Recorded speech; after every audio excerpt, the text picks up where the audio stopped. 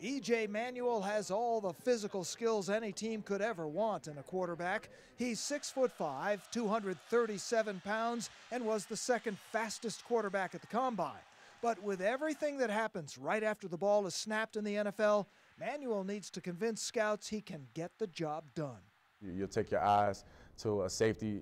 If you want to work the opposite side, you might hold that safety in the middle of the field to try to get him to work away from the side you want to get to. And all these decisions have to be made pretty much in 2 seconds. And when you really slow it down and think about what you're doing, football, I think the average game is like 8 minutes long of actual gameplay on the field.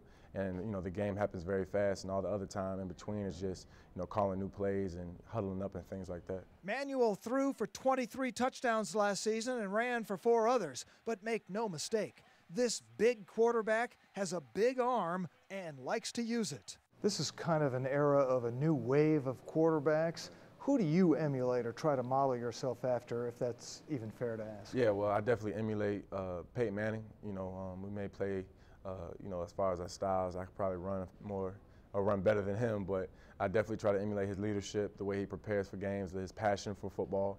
I see a lot of myself in Ben Roethlisberger, the way he can be mobile and kind of shake off defensive tackles, defensive ends. He's a hard guy to take down in the pocket, but he's still a pocket passer. Manuel and his Seminoles would have been right in the national championship hunt if not for an early October 1-point loss in Raleigh, a game which may have revealed more about his character than any other.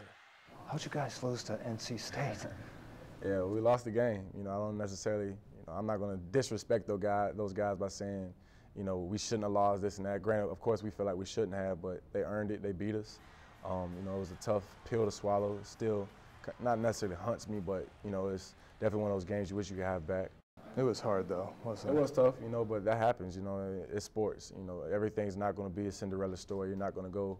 How often do people go 14-0? Alabama lost the game this year and still won a national championship, so it was tough for them too. The more time one spends with Manuel and watching him play, the more it's obvious he'll not only get his chance, but make the most of it once he gets there. Make the franchise, the GM who drafts me, make them proud and make them, happy that they made the decision to take me in. I think when you're drafted, it's not just a draft pick, it's an investment.